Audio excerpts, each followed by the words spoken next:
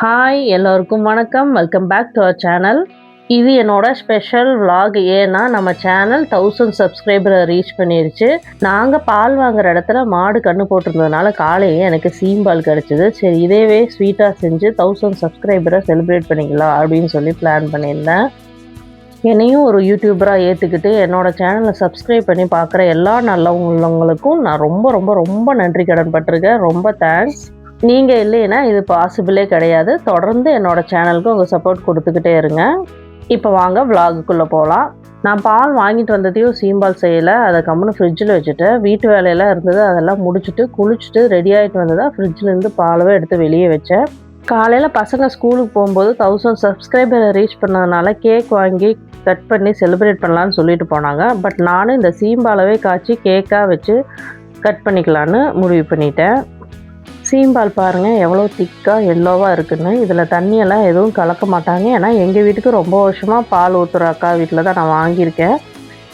Litre 200 அதனால் 1.5 litre 300 வாங்கிட்டு வந்தேன். எங்கள் வீட்டில் மோஸ்ட்லி எல்லாருமே சீம்பால் விரும்பி சாப்பிடுவாங்க. 1.5 லிட்டர் சீம்பாலுக்கு நான் 1 லிட்டர் சர்க்கரை கலந்துக்கிட்டேன். பட் இது நான் கொஞ்சம் ஸ்வீட் அதிகமாக தான் இருந்தது. உங்களுக்கு வேணும்னா கொஞ்சம் கம்மி பண்ணிக்கோங்க.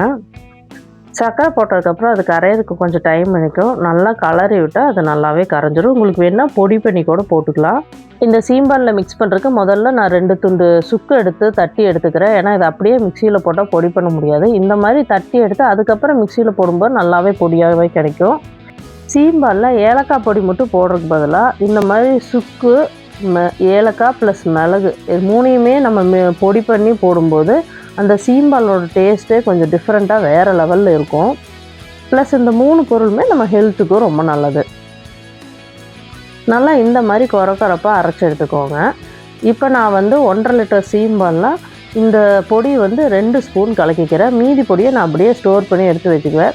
நம்ம பேக்கெட் பால் வச்சு ஆர்டிஃபிஷியல் சீம்பால் செய்யும்போது கூட இதை நம்ம மிக்ஸ் பண்ணிக்கலாம். இந்த பொடி மிக்ஸ் பண்ணதுக்கப்புறம் லம்ஸ் இல்லாமல் நல்லா சீம்பால்லாம் நல்லா கலந்து விட்டுக்கணும். நம்மளுக்கு சர்க்கரை வேணும்னா இந்த டைமில் நான் ஆட் பண்ணிக்கலாம். இந்த சீம்பாலை நான் 2 விதமாக பிரித்து செய்ய போகிறேன். அதுக்கு நான் 2 இட்லி பாத்திரத்தில் தண்ணி எடுத்து வச்சுக்கிட்டேன். 2லேயும் ஒரு ஸ்டாண்டு வச்சுக்கிட்டேன். நான் ஏன் இதை 2ஆக பிரித்து செய்கிறேன்னா, ஒன்றில் அப்படியே கொடுத்த சீம்பாலை திக்காக அப்படியே ஒரு பாத்திரத்தில் ஊற்றிக்கிட்டேன். இன்னொரு சீம்பாலில் நம்ம நார்மல் பசும்பாலை கொஞ்சம் மிக்ஸ் பண்ணிக்கலாம். ஸோ குவான்டிட்டி கொஞ்சம் அதிகமாக கிடைக்கும் அப்படிங்கிறதுக்காக நான் பசும்பால் கொஞ்சம் மிக்ஸ் பண்ணிக்கிட்டேன். இப்போ தண்ணி நல்லா கொதிச்சிருச்சு. ஒரு இட்லி பாத்திரத்தில் ஒரு அந்த திக் பால், அதாவது பால் எதுவும் கலக்காத ஒரிஜினல் சீம்பாலை நான் வச்சுட்டேன். இன்னொரு பாத்திரத்தில் 1 டம்ளர் பசும்பால் கலக்கின பாலை நான் பெரிய பாத்திரத்தில் வச்சுட்டேன். இந்த இட்லி பாத்திரத்தில் சைடில் கொஞ்சம் ஏர் லீக் ஆகிற மாதிரி இருந்தது. அதனால் அதுக்கு ஒரு வெயிட் வச்சுட்டா கொஞ்சம் சீக்கிரமாக ரெடி ஆகும். ஏன்னா இதில் ஆல்மோஸ்ட் ஒரு 3/4 லிட்டர் பாலுக்கு மேலே இருக்குது. சீம்பால் ரெடியாக இருக்குது. எப்படி 3/4 மணி நேரத்துக்கு மேலே தேவைப்படும். அதுக்குள்ளே லஞ்சை முடிச்சுக்கலான்னு வந்துட்டு இன்றைக்கி முருங்கைக்காய் சாம்பாரும் புடலங்காய் பொரியலும் தான் வச்சுருந்தேன். நல்லா இருந்தது. லஞ்சு முடிச்சுட்டு கொஞ்சம் நேரம் ரீல்ஸ் பார்த்துட்டு இருந்தால் அதுக்குள்ளே 3/4 மணி நேரம் ஆகிடுச்சு. சரி என்ன ஆச்சுன்னு போய் திறந்து பார்க்கலான்னு பார்த்தேன். சீம்பால் நல்லாவே வெந்திருந்தது. ஃபஸ்ட்டு நாள் அந்த ஒரிஜினல் சீம்பால் வச்சுருந்தேன் பார்த்தீங்களா, பால் கொஞ்சம் கம்மியாக அந்த இட்லி பாத்திரத்துக்கு தான் எடுத்தேன். 45 மினிட்ஸ் தான் அதுக்கு நான் விட்டேன். நல்லாவே வெந்திருந்தது. சீம்பால் வேகலைன்னா இப்படி கத்தியில் ஒட்டாமலாம் வராது. அப்படி கத்தியில் ஒட்டி வந்துச்சுன்னா நீங்கள் மறுபடியும் ஒரு 15 மினிட்ஸ் வச்சு பாருங்கள் நல்லா கெட்டியாக இருக்குது இந்த சீம்பால். ஒரிஜினல் பாலோ தண்ணியோ எதுவும் கலக்காத சீம்பால். நான் பாத்திரத்தை சைடில் கூட கமுத்தி பார்த்துட்டேன். கொஞ்சம் கூட ஆடவும் இல்லை விழுகவும் இல்லை. இப்போ 2வது சீம்பால் ஆல்மோஸ்ட் 1 ஹவருக்கு மேலே ஆகிடுச்சு. இது செக் பண்ணி பார்க்கலான்னு பார்த்தேன்.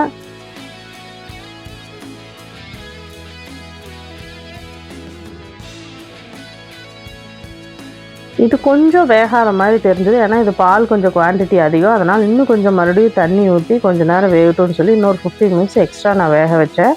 அதுக்குள்ளே நம்ம ஃபஸ்ட்டு செஞ்சோம்ல அந்த சீம்பாலை ஆற வச்சு கட் பண்ணலான்னு சொல்லி எடுத்து வச்சுருந்தேன்.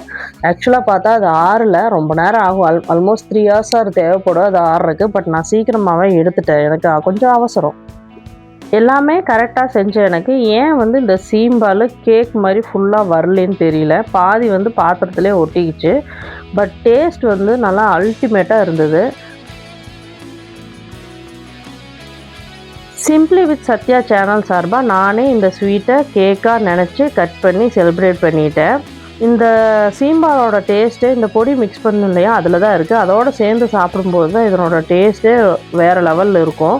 பட் என் பசங்க அந்த பொடியெல்லாம் கட் பண்ணிவிட்டு வெறும் சீம்பால் தான் சாப்பிடுவாங்க. இதில் ஒரு 2 பீஸ் நான் ஹஸ்பண்டுக்கு தனியாக எடுத்து வச்சுட்டேன். ஏன்னா அவர் ஹைதராபாத் போயிருந்தார். திரும்பி வர்றதுக்குள்ளே இதெல்லாம் தீர்ந்து போயிருந்து அவருக்குன்னு தனியாக எடுத்து வச்சு ஃப்ரீசரில் வச்சுட்டேன். இப்போ வாங்க இன்னொரு சீம்பால் ரெடி ஆகிட்டு இருந்தது இல்லையா, அது என்ன கண்டிஷனில் இருக்குதுன்னு பார்க்கலாம். எக்ஸ்ட்ரா ஒரு 15 மினிட்ஸ் கொடுத்ததுனால அதுவும் நல்லாவே வெந்திருந்தது.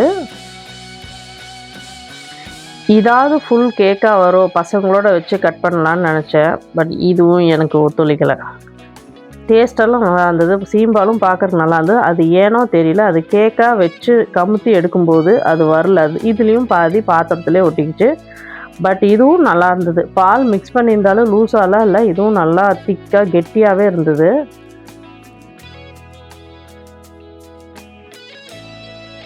பாருங்கள், பாதி சீம்பால் குண்டாலே ஒட்டிக்கிச்சு. இது ஏன்னு யாருக்காவது தெரிஞ்சிருந்ததுன்னா எனக்கு கமெண்ட் பண்ணுங்கள். இல்லை ஏதாவது டிப்ஸு கொடுக்கணுன்னாலும் கமெண்ட்டில் ஷேர் பண்ணுங்கள். நெக்ஸ்ட் டைம் நான் வந்து கேக் மாதிரி கமுத்தி செய்யணும்னு நான் ஆசைப்பட்றேன். அதுக்கு ஏதாவது டிப்ஸ் இருந்தால் கமெண்ட்டில் வந்து சொல்லுங்கள். இதை இங்கிலீஷில் கொலஸ்ட்ரால் மில்க்குன்னு சொல்லுவாங்க. இதை வெறும் ஸ்வீட்டாக மட்டும் நினைக்காம ஒரு மருந்தாக கூட நினச்சி பார்க்கலாம். ஏன்னா இதில் இம்யூனிட்டி பவர் அவ்வளோ இருக்குது. குழந்தைகளுக்கு தாராளமாக கொடுக்கலாம். இதோட இந்த ஸ்பெஷல் விலாக் முடியுது. ஒன்ஸ் அகேன் என்னோட சப்ஸ்கிரைபர்ஸ்க்கெல்லாம் நான் தேங்க் பண்ணுறேன். நீங்கள் இல்லாமல் இது பாசிபிளே இல்லை. உங்கள் சப்போர்ட்டை தொடர்ந்து கொடுத்துட்டே இருங்க. பாய்.